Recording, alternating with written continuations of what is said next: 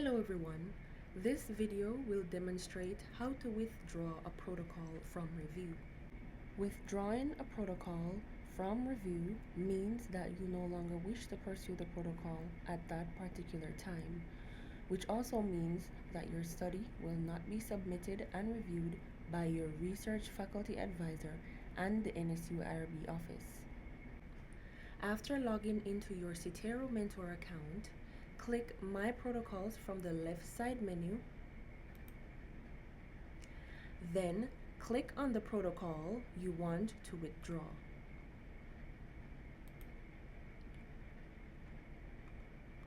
So under Approval Status, you will notice the Withdraw Protocol from Review button. Go ahead and click it.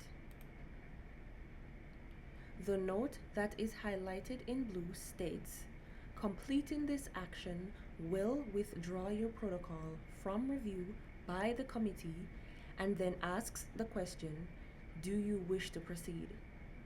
Do so by typing your reason for your withdrawal in the text box, then click yes. This action will confirm your decision.